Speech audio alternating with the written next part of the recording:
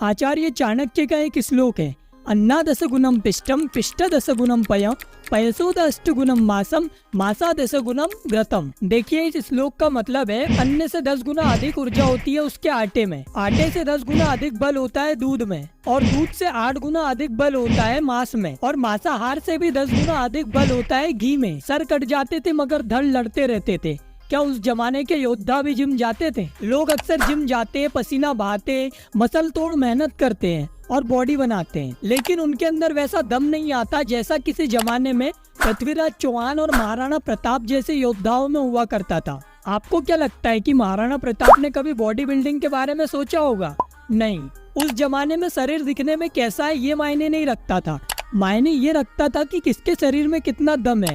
आज के इस वीडियो में मैं आपको कुछ ऐसी चीजों के बारे में बताने वाला हूँ जो आपके शरीर में भरपूर ताकत भर देगी। तो सबसे पहली चीज है प्राणायाम। जिनको प्राणायाम के बारे में ज्यादा पता नहीं है वो सोचेंगे कि भला सांस अंदर बाहर करने से शरीर में ताकत कैसे आएगी। वैसे बात तो सही है, क्योंकि सिर्फ प्राणायाम से शरीर में ताकत नहीं आएगी, इसके लिए आपको कुछ नियम भी फॉलो करने पड़ते हैं। और पहला नियम है हेल्दी डाइट। प्राणायाम और फास्ट फूड दोनों काम साथ नहीं हो सकते। अगर आप रियलिटी में प्राणायाम से पूरे फायदे लेना चाहते तो आपको फास्ट फूड से दूर हो जाना है, और फिर देखो तुम्हारे में कैसे माइंड ब्लोइंग चमत्कार होते हैं। दूसरा, द मोस्ट इम्पोर्टेंट नियम है सीमन प्रोटेक्शन, मतलब वीर्य रक्षा। जैसे ही आप ब्रह्मचर्य का पालन शुरू करते हैं, सीमन धीरे धीरे आपकी बॉडी में एनर्जी बन के फैलने लगता है, जिससे आपके शरीर में बॉडी बिल्डिंग के लिए जरूरी टेस्टोस्टेरोन का प्रोडक्शन बढ़ने लगता है। इसका सबसे बड़ा एडवांटेज आपको ये मिलता है कि आप वीर्य रक्षा और प्राणायाम के साथ बॉडी बनाते हैं तो मसल नेचुरली होती है जो लाइफ टाइम आपके साथ रहती है। जो इंसान किसी भी तरीके से अपना वीरनाश करता है उसके शरीर में वो बल नहीं आ सकता जो किसी जमाने में चंद्रशेखर आजाद में था, जो भगत सिंह में था, जो स्वामी विवेकानंद में हुआ करता था। जब भगत सिंह जेल में थे तो उन्होंने जेल में भूख हड़ताल की थी जो कि तकरीबन 1 महीने तक चली थी।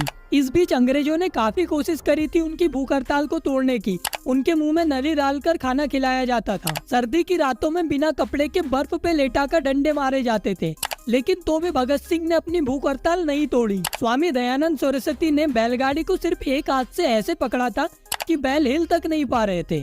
ये होती है ब्रह्मचर्य से मिलने वाली ताकत। इसलिए हमें हर हाल में अपने सीमन को बचाना चाहिए। आपने कई बार सुना होगा कि किसी इंसान ने जिम जाकर तगड़ी बॉडी बना ली और फिर जैसे ही उसने ब्रेक लिया तो उसकी मसल ग्रोथ या तो अटक जाती है या फिर उसकी बॉडी पहले की तरह बन जाती है। लेकिन प्राणायाम और ब्रह्मचर्य पालन करने वालों के साथ ऐसा नहीं होता।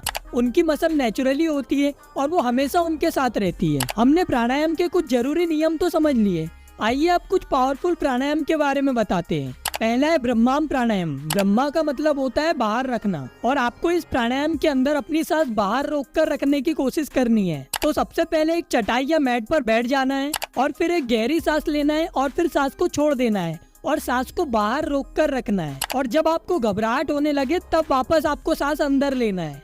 अब दूसरा सबसे पावरफुल प्राणायाम है अभियंतर प्राणायाम।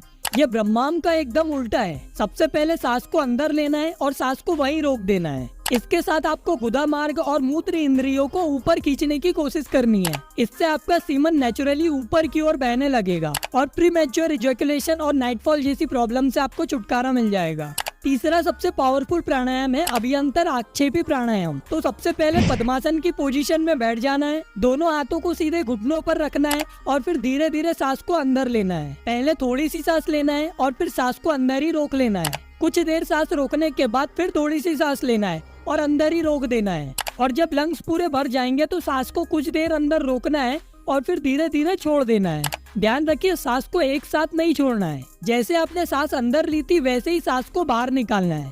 तो ये 3 प्राणायाम इतने पावरफुल है कि जैसे जैसे आप इसमें महारत हासिल करते जाएंगे आपको इसकी शक्ति का एहसास होने लगेगा। और दोस्तों आपको ये प्राणायाम कम से कम 3 बार और ज्यादा से ज्यादा 21 बार करना है। शरीर में बल बढ़ाने का अगला तरीका है कुंभक के साथ दंड बैठक। कुंभक का मतलब होता है सांस रोके रखना। अगर आप सांस को अंदर रोक कर रखते हैं तो उसे आंतरिक कुंभक कहा जाता है, और अगर आप सांस को बाहर रोक कर रखते हैं तो उसे वाहक कुंभक कहा जाता है। तो आपको कुंभक के साथ दंड बैठक करना है। कुंभक के साथ दंड बैठक करने से आपका स्टेमिना बढ़ता है, मसल्स ग्रोथ होती है और साथ ही अपनी अंदरूनी ताकत भी बढ़ती है। अब मैं आपको ताकत बढ़ाने वाली एक बहुत ही पावरफुल चीज के बारे में बताने जा रहा हूँ, जिसका इस्तेमाल सदियों से नहीं बल्कि युगों युगों से हमारे घरों में हो रहा है, और वो है घी। आज के जमाने में घी का नाम सुनते ही कई लोग मुंह बनाने लगते हैं, लेकिन घी आपको कितनी ताकत दे सकता है इसका आप अंदाजा भी नहीं लगा सकते।